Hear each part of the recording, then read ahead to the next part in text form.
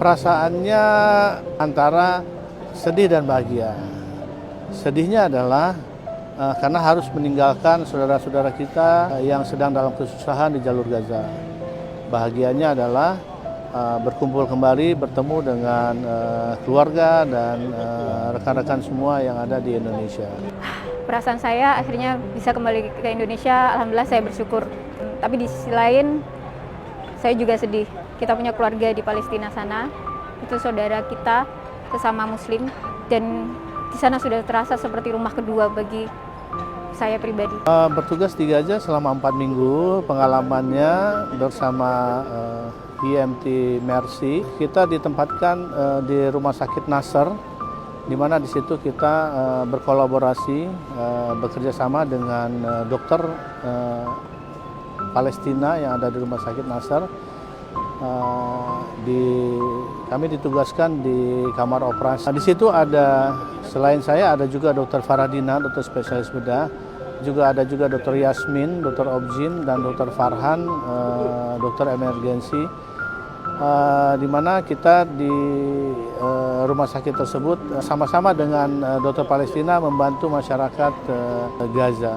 Demikian. Saya bertugas di Gaza itu selama 4 minggu. Pengalaman saya selama di sana luar biasa. Luar biasanya adalah mereka itu seperti terus dihancurkan, tapi mereka akan selalu terus untuk bangkit kembali. Dan bangkitnya itu sangat efektif, cepat, dan kita harus belajar dari mereka. Justru saya lebih banyak belajar kepada mereka. Saya merasa bahwa sebenarnya kita ke sana itu mendampingi perjuangan mereka.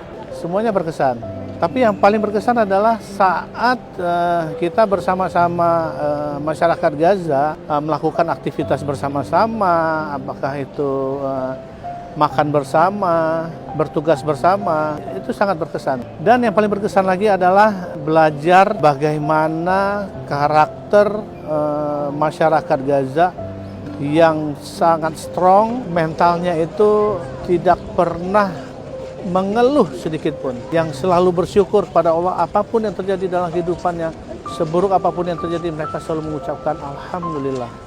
Dan apapun yang terjadi saat ini, mereka akan membangun jalur Gaza ini. Berapa kali pun dibom, gitu pun mereka akan membangun kembali jalur Gaza ini. Setiap hari selalu berkesan, ada kesan-kesan baru yang kita belajar dari mereka.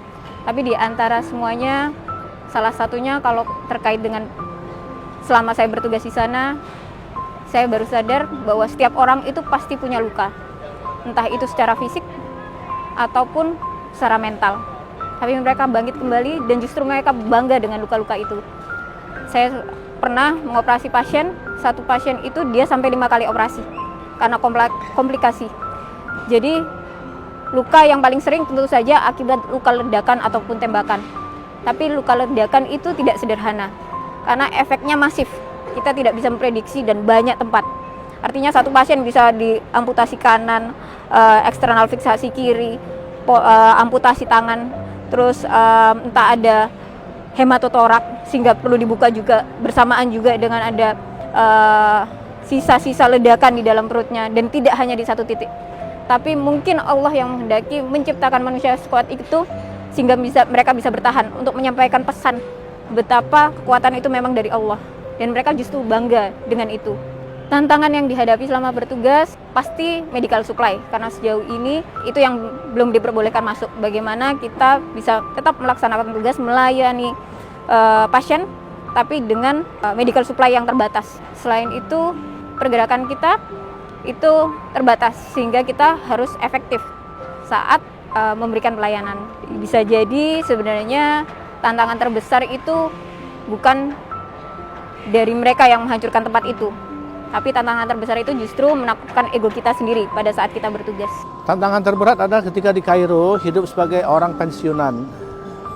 Selebihnya tidak ada tantangan. Alhamdulillah diberikan sama Allah jalan yang indah, diberikan oleh Allah semuanya. Jika ada kesempatan lagi, insya Allah saya ingin kembali bertemu dengan saudara-saudara kita di sana, karena mereka selalu mengatakan, tolong ingat kami di sini, kami saudaramu, ini adalah rumah kedua bagimu. Kami akan selalu senang jika kamu datang ke Palestina, Gaza. Dan saya pun berjanji bahwa saya tidak ingin mengucapkan selamat tinggal, tapi sampai jumpa kembali. Mereka menambahkan, insya Allah kita akan jumpa kembali di dunia. Karena kita tidak pernah tahu kapan seseorang itu ditakdirkan untuk syahid.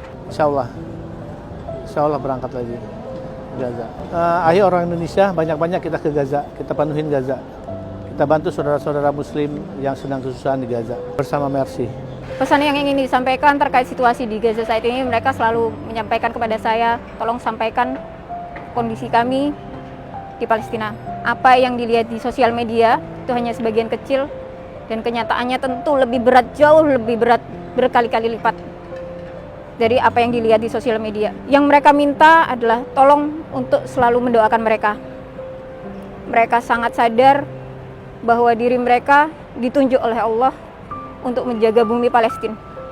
Bukan hanya untuk Palestina saja, tapi mereka adalah orang yang mewakili seluruh umat muslim di dunia untuk menjaga Palestina. Mereka yang syahid, itu mungkin mereka yang selamat.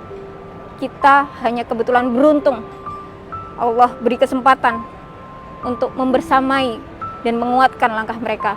Selain itu, pesan saya, semoga Mercy bisa selalu membersamai langkah itu. Sekali lagi kami mohon doanya untuk saudara-saudara kita di Palestina. Mereka lah yang sesungguhnya menolong kita. Kita hanya membersamai langkah mereka. Terima kasih.